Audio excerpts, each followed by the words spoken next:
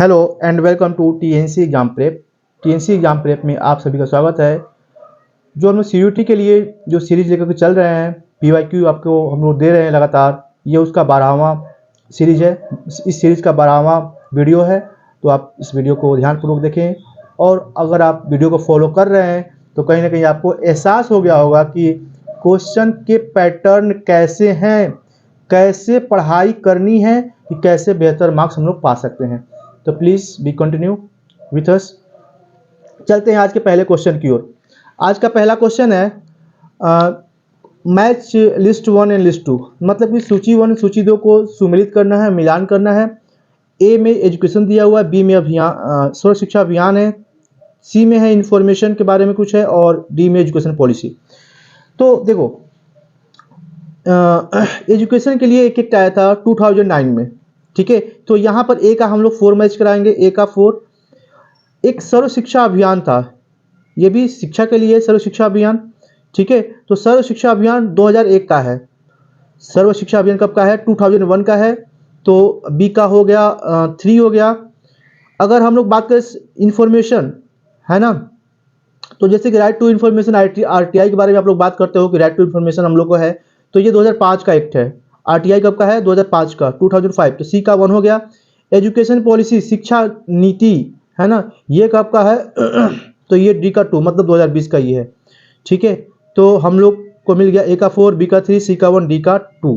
तो question number 1 का 1 बिल्कुल सही है। क्वेश्चन नंबर 2 की ओर चलते हैं। Arrange the following rulers in the chronological order. कह रहे कि कुतुबुद्दीन ऐबक, मोहम्मद गोरी, तैमूर, गयासुद्दीन तुगलक, जलालुद्दीन फिरोज खिलजी, ठीक है। तो ये सब हैं और इनको हमें क्या करना है? मैच करना है, मिलान करना है और ऑर्डर में लगाना है, अरेंज करना है क्रोनोलॉजिकल ऑर्डर में। तो चलते हैं और बात करते हैं क्रोनोलॉजिकल ऑर्डर में।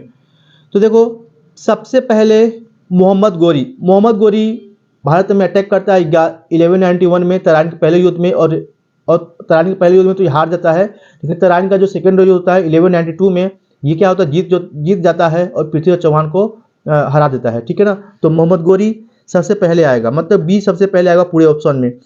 तो बी कहाँ सबसे पहले आ रहा है? तो 3rd में और 4 में आ रहा है। इसका मतलब हमें एक और आगे चेक करना होगा। अब देखो, मोहम्मद गोरी का स्लैब कौन था? दास कौन था? कुतुबुद्दीन ऐबक था। क्या था? कौन था? कुतुबुद्दीन ऐबक, ठीक है। कुतुबुद्दीन ऐबक 1206 से 1210, 1206 से 1210 तक भारत में शासन किया, और ये लाहौर से शासन करता था। कहाँ से? लाहौर से शासन करता था ये, ठीक है। दिल्ली से नहीं करता था ये कुतुबुद्दीन ऐबक। तो बी के बाद क्या आ रहा है? ए आ रहा है। तो बी के बाद ए कहाँ आ रहा है? Option number 3rd। तो ऑप्शन नंबर 3rd बिल्कुल सही है यहाँ पे। उसके बाद देखो ई कौन है? जलालुद्दीन फिरोज खिलजी है, ये फिरोज खिलजी है ना। उसके बाद ई के बाद कौन आएगा? उसके बाद ई के बाद डी आएगा, गयासुद्दीन तुगलक आएगा, और फिर तैमूर आएगा, ठीक है ना। ठीक, चलते हैं आगे क्वेश्चन नंबर 3rd की ओर। क्वेश्चन नंबर 3rd कह रहा है कि Harshvardhan was defeated by. Harshvardhan की पराजय हुई, किसके द्वारा हुई? कहने का मतलब ये है, हर्षवर्धन की पराजय किसके द्वारा हुई? तो ये थे पुलकेशिन द्वितीय, पुलकेशिन सेकेंड के द्वारा हर्षवर्धन की पराजय हुई थी, ठीक है। चलते हैं आगे क्वेश्चन नंबर 4 की ओर। क्वेश्चन नंबर 4, लिस्ट 1 लिस्ट 2 पहले और दूसरे को मिलान करना है। दिया हुआ है एशिया क्या है बताओ? एशिया एक कॉन्टिनेंट है, तो इसका मतलब ए का 4 हो जाएगा ना। कॉन्टिनेंट दिख रहा है आप लोगों को क्वेश्चन में, लिस्ट 2 में। तो ए का 4 हो गया, तो ए का 4 कहाँ मैच कर रहा है? अरे वाह, ए का 4 सिर्फ एशिया क्या है? कॉन्टिनेंट है। इतना बस बताते ही आप लोग कहाँ पहुँच गए? आंसर के पास। तो सब कुछ याद नहीं करना, बस थोड़े से दिमाग लगाने हैं और आप लोग क्या मिलेगा? आंसर। बी क्या है? ग्रीनलैंड क्या है? ग्रीनलैंड एक बहुत बड़ा आइलैंड है, ठीक है ना। तो ये आइलैंड है, बी का 1 हो गया। पैसिफिक क्या है? ओशन है, ठीक है। तो सी क्या हो गया? 2 हो गया। और रशिया क्या है? कंट्री है। तो डी का क्या हो गया? 3 हो गया, ठीक है। तो इस तरीके से हम लोग का आंसर है। तो 4 का 4 आंसर सही है। क्वेश्चन नंबर 5 पे चलते हैं, क्वेश्चन नंबर 5 की ओर। यहाँ भी मैच करना है लिस्ट 1 लिस्ट 2 को। अलग अलग नदियाँ दी हुई हैं और बताना है कि ये कहाँ से नदियाँ निकलती हैं, ठीक है। अच्छा चलो, कुछ नहीं पता होगा तब आप लोग ऑप्शन नंबर डी देखो, यमुना। यमुना कहाँ निकलती है? यमुनोत्री, गंगा गंगोत्री, ये तो मैक्सिमम लोगों को पता ही होगा कि गंगा गंगोत्री और यमुना यमुनोत्री। तो डी का 1 मैच कराओ, डी का 1 ऑप्शन देखते हैं। तो डी का 1, डी का 1 में 3 दिख रहा है, 1 2 3, मतलब कि हमें 2 3 4 में से कोई एक ऑप्शन, एक तो 75% में सही हो गए ना। चलो अब यहाँ भी देखते हैं, यमुना के बाद नर्मदा, ठीक है, यमुना के बाद क्या है? नर्मदा। ऊपर में देखो पहला ऑप्शन ए नर्मदा, तो ए का क्या हो सकता है? अब नर्मदा जो है अमरकंटक से निकलती है, कहाँ निकलती है? अमरकंटक। तो ए का क्या हो गया? 4, ए का 4 देखते हैं कहाँ पर हम चले गए? थर्ड पे। तो थर्ड ऑप्शन क्या है? बिल्कुल सही है, नर्मदा अमरकंटक। बी ताप्ती, बी क्या होगा? बी जो है ताप्ती है, इसका कहाँ से निकल रही है? ये मुल्ताई से। ताप्ती कहाँ से निकल रही है? मुल्ताई से। और यमुना तो मैंने बता ही दिया। और गोदावरी, गोदावरी कहाँ से निकलेगी? त्र्यंबकेश्वर से, त्र्यंबकेश्वर पहाड़ी से निकलती है गोदावरी, ठीक है। तो पांचवे का 3 बिल्कुल सही है। चलते हैं क्वेश्चन नंबर 6 की ओर। कह रहा है कि who was president of constituent assembly, है ना। तो प्रेसिडेंट कौन था कॉन्स्टिट्यूएंट असेंबली का? प्रेसिडेंट कौन था, है ना, कॉन्स्टिट्यूएंट असेंबली का, ठीक है ना। उसका प्रेसिडेंट कौन था? छठवें का। तो पहला ऑप्शन दिया डॉक्टर राधाकृष्णन, दूसरा दिया है डॉक्टर भीमराव अम्बेडकर, तीसरा दिया है डॉक्टर राजेंद्र प्रसाद, और चौथा दिया है पंडित जवाहरलाल नेहरू, है ना, पीटी नेहरू, पंडित जवाहरलाल नेहरू। तो ये डॉक्टर राजेंद्र प्रसाद बिल्कुल सही होगा यहाँ पे, छठे का 3, ठीक है, डॉक्टर राजेंद्र प्रसाद, ठीक है। चलते क्वेश्चन नंबर 7 की ओर। क्वेश्चन नंबर 7 का the first women prime minister of India was, है ना। तो भारत की पहली महिला प्रधानमंत्री कौन थी? भारत की पहली महिला प्रधानमंत्री कौन थी? ऑप्शन 1 है मार्गरेट थैचर, दूसरा है इंदिरा गांधी, तीसरा है श्रीमाओ बंडार नायके, चौथा है बेनजीर भुट्टो, ठीक है। तो जो आंसर सही होगा यहाँ पे वो है इंदिरा गांधी। इंदिरा गांधी भारत की पहली महिला प्रधानमंत्री थी, ठीक है ना। सातवें का दूसरा। चलते हैं क्वेश्चन नंबर 8 की ओर। 8 बता रहा है कि आइसोबार हैव, आइसोबार में क्या होता है, ठीक है। तो ऑप्शन लिखा हुआ same number of proton, second option लिखा है सेम एटॉमिक नंबर, थर्ड लिखा है same number of electron, fourth लिखा है सेम मास नंबर। अब देखो दो टर्म होते हैं, एक होता है आइसोटोप, एक होता है आइसोबार। आइसोटोप की प्रॉपर्टी क्या क्या है? सेम नंबर ऑफ प्रोटॉन होते हैं, और जिसका सेम नंबर प्रोटॉन होगा तो एटॉमिक सेम एटॉमिक नंबर होगा, ठीक है ना। ये भी प्रॉपर्टी सेम एटॉमिक नंबर होते हैं।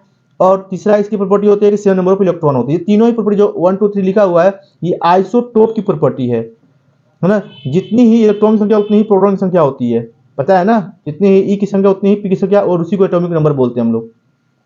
प्रोटॉन की संख्या बराबर एटॉमिक नंबर होता है वो, है ना, और उतने ही इलेक्ट्रॉन होते हैं। तो 1 2 3 दोनों ही सही हो गए यहाँ पे, मतलब ये तीनों ही क्या हो गया? आइसोटोप की प्रॉपर्टी है। तो बच कौन गया? चौथा। चौथा जो है ये आइसो बार की प्रॉपर्टी है, तो आइसो बार चौथा ऑप्शन बिल्कुल सही है, ठीक है। तो इसमें जो प्रोटॉन न्यूट्रॉन और इलेक्ट्रॉन तीनों ही क्या होते हैं? अलग अलग होते हैं। प्रोटॉन न्यूट्रॉन प्रोटॉन क्या होते हैं? अलग अलग होते हैं, ठीक है ना। चलो चलते क्वेश्चन नंबर 9 पे। क्वेश्चन नंबर 9 कह रहा है कि the time taken by moonlight to reach the earth, चंद्रमा की रोशनी को पृथ्वी तक पहुंचने में कितना समय लगता है? ऑप्शन दिया हुआ है 8 सेकेंड, दूसरा ऑप्शन है 2.6 सेकेंड, तीसरा ऑप्शन है 4.3 सेकेंड, चौथा ऑप्शन है 1.3 सेकेंड, ठीक है। तो यहाँ पे जो बिल्कुल सही है वो है 1.3 सेकेंड। 1.3 सेकेंड लगता है ना, चंद्रमा के रोशनी को पृथ्वी तक पहुंचने में। चलते हैं क्वेश्चन नंबर 10, ठीक है। क्वेश्चन नंबर 10 की ओर।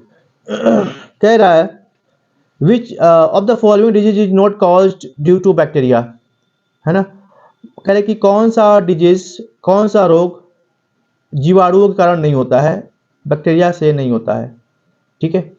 ऑप्शन है पहला ट्यूबरक्लोसिस, दूसरा है पोलियो, तीसरा है कोलेरा, चौथा है टाइफाइड। तो जो सही आंसर है वो है पोलियो, है ना। 10वें का दूसरा बिल्कुल सही है, पोलियो। क्वेश्चन नंबर 11 है कह रहा है कि which unit of a computer perform all logical and arithmetical operation, कौन सा यूनिट जो है कंप्यूटर का वो परफॉर्म करता है सारे लॉजिकल और अर्थमेटिकल ऑपरेशन को। Which unit of computer performs all logical and arithmetical operations, है ना। कंप्यूटर कौन सी इकाई सभी तार्किक और अंकगणितीय कार्य करती है, तो ये है अरिथमेटिकल लॉजिकल यूनिट। कौन सा है, अरिथमेटिकल लॉजिकल यूनिट, ALU, ठीक है। तो ये कार्य करती है ALU। क्वेश्चन नंबर 13 है, in terms of purchasing power parity the place of the country of India in the world, ठीक है ना। तो कह रहे कि परचेजिंग पावर पैरिटी, क्रय शक्ति समता के आधार पे भारत, है ना, दुनिया में कौन सी अर्थव्यवस्था पे है, कौन से नंबर पे है। ऑप्शन है 3rd 4th 5th 6th। तो परचेजिंग पावर के आधार पे हम लोग तीसरे नंबर पे आते हैं पूरे वर्ल्ड में। कितने नंबर पे, तीसरे नंबर पे आते हैं, ठीक है। तो ये हो गया 13 की ओर। तो 13 क्या कह रहा है, the book title human right and terrorism in India is authored by, ठीक है ना। मानव में मानवाधिकार और आतंकवाद नामक पुस्तक किसके द्वारा लिखी गई। The book titled human right and terrorism in India is authored by, option दिया हुआ है सतविंदर जूस, सुब्रमण्यम स्वामी, VR कृष्णा अय्यर और कैरल वैशक। तो जो सही आंसर है वो है सेकंड, सुब्रमण्यम स्वामी है, 13 का सेकंड। चलते हैं 14 पे। 14 क्या कह रहा है देखते हैं। In India the Antyodaya Diwas is observe every year on September 25 to mark the birth anniversary of, ठीक है ना। कह रहा है कि भारत में अंत्योदय दिवस हर साल 25 सितंबर को किसकी जयंती के उपलक्ष्य में मनाया जाता है, ठीक है ना। अंत्योदय दिवस हर साल 25 सितंबर को किसकी जयंती के उपलक्ष्य में मनाया जाता है। ऑप्शन दिया है पंडित मदन मोहन मालवीय, ऑप्शन सेकेंड दिया हुआ है पंडित जवाहरलाल नेहरू, ऑप्शन 3rd दिया हुआ है पंडित दीनदयाल उपाध्याय, ऑप्शन 4 दिया हुआ है पंडित रविशंकर प्रसाद। तो अंत्योदय दिवस 25 सितंबर को मनाते हैं हम लोग पंडित दीनदयाल उपाध्याय के बर्थ एनिवर्सरी पर, ठीक है। तो 25 सितंबर की बर्थ एनिवर्सरी मानी जाती है Pandit Deendayal Upadhyay, option number 3rd बिल्कुल सही है। चलते हैं क्वेश्चन नंबर 15 के और। Question number 15, each year the international day of peace is observe around the world on, है ना। कहें कि प्रत्येक वर्ष विश्व भर में अंतर्राष्ट्रीय शांति दिवस मनाया जाता है, ये कब मनाया जाता है पूछ रहा है। ऑप्शन है 20 अप्रैल, 25 मई, 20 अगस्त और 21 सितंबर, 21 सितंबर। तो यहाँ पे जो सही आंसर है वो 21 सितंबर, ऑप्शन नंबर 4 बिल्कुल सही है। क्वेश्चन नंबर 16 की ओर चलते हैं, 16वां question. which district has become the first district in entire country with a population of more than 10 lakh to inoculate 100% eligible population and the first dose of COVID-19 vaccine। कौन सा जिला 10 लाख से अधिक आबादी वाले पूरे देश में 100% पात्र आबादी को कोविड-19 वैक्सीन की पहली खुराक देने वाला पहला जिला बन गया। इंदौर, मध्य प्रदेश, सही आंसर है। 16 का 1, ठीक है, 16 का 1 सही है। 17 क्वेश्चन कह रहे कि वर्ल्ड फुटबॉल बॉडी, इसे फीफा बोलते हैं, has unveil the official mascot of U17 women world cup India 2022, है ना। ईभा क्या है, एक विश्व फुटबॉल संस्था फीफा ने अंडर 17 महिला विश्व कप भारत 2022 के अधिकार शुभंकर ईभा का अनावरण किया। ये क्या है ये बताना है। तो ऑप्शन दिया हुआ है कि पहला एनलाइटमेंट, जेंडर इक्वलिटी, किसको बताता है, ये रिप्रेजेंट करता है, ठीक है ना। तो gender equality, sustainable development, women empowerment. तो ईभा जो रिप्रेजेंट कर रहा था वो वुमेन एम्पावरमेंट को, ठीक है ना। तो वुमेन एम्पावरमेंट, महिला सशक्तिकरण, बिल्कुल सही है, ऑप्शन नंबर 4। क्वेश्चन नंबर 19 की ओर चलते हैं। क्वेश्चन नंबर 19 क्या कह रहा है देखते हैं। अब यहाँ पे लिस्ट 1 लिस्ट 2 दिया हुआ है, डोनाल्ड, होल्म्स, रॉबिन्सन, प्रेमचंद। तो अलग अलग लोग हैं, है ना। नॉवेल्स, कोई नॉवेल्स लिखने वाले, कोई कॉमेडियन लिखने वाले, कोई एडवेंचर लिखते, कोई सस्पेंस लिखते हैं। तो कौन क्या लिखता है उसके हिसाब से हमें मैच कराना है, ठीक है। अच्छा चलो, हो सकता है कुछ ना, प्रेमचंद तो पता होगा ना क्या लिखते हैं, प्रेमचंद क्या लिखते हैं, ठीक है। तो प्रेमचंद डी का क्या हो सकता है, तो नोवेल लिखते हैं, उपन्यास के नाम से फेमस है ना, प्रेमचंद के अलग अलग उपन्यास आते हैं, तो डी का 1, अगर डी का 1 हम लोग मैच कराएं तो पहला दूसरा मतलब 50% पे पहुंच गए हम लोग, है ना। अब आगे चलते हैं, अब देखते हैं डोनाल्ड, डोनाल्ड क्या करते हैं, या फिर रॉबिन्सन, सी को देख लेते हैं हम लोग। तो सी क्या लिखते हैं, ये एडवेंचर लिखते हैं, क्या लिखते हैं, एडवेंचर, साहसिक काम। रॉबिन्सन एडवेंचर ज़्यादा दिखाते हैं बुक में अपने, तो रॉबिन्सन का होगा 2, सी का 2, तो सी का 2 मैच कराते ही हम लोग पहुंच गए अपने आंसर की ओर 2, ठीक है। ए का 3 हो जाएगा डोनाल्ड, डोनाल्ड क्या होगा, कॉमेडी, और बी का 4 होम्स, होम्स सस्पेंस लिखते हैं, कौतूहल, ठीक है। ऑप्शन नंबर सेकंड सही है, 18 का, 18 का, 18 का 2। तो क्वेश्चन नंबर 19 को चलते हैं हम लोग। क्वेश्चन नंबर 19 क्या कह रहा है कि आर्मी, टीम, मीटिंग, इंस्टीट्यूट, तो किसके क्या होते हैं ये बताना है, ठीक है। आर्मी, आर्मी क्या होते हैं, तो इसको हम लोग बोलते हैं जनरल आर्मी, क्या बोलते हैं, जनरल आर्मी। तो ए का 4 हो जाएगा। टीम, टीम में कोई क्या होता है, कैप्टन होता है, टीम में कोई क्या होता है, कैप्टन, तो बी का 1 हो जाएगा। मीटिंग, मीटिंग का कोई क्या होता है, चेयरमैन होता है, मीटिंग का कोई क्या होता है, चेयरमैन, अध्यक्ष होता है मीटिंग का, तो ये हो गया, मतलब सी का क्या हो जाएगा, 2 हो जाएगा। इंस्टीट्यूट, किसी इंस्टीट्यूट का कोई क्या होता है, प्रिंसिपल होता है, क्या होता है, कोई प्रिंसिपल होता है, तो हो गया क्या, थर्ड हो जाएगा, ठीक है। इंस्टीट्यूट का प्रिंसिपल मतलब प्रधानाचार्य इंस्टीट्यूट, तो ये हो गया आंसर, ठीक है। तो चलते हैं आगे की ओर। तो ऑप्शन 19 क्या हो जाएगा, 4 हो जाएगा, बिल्कुल सही है। 20 में देखते हैं,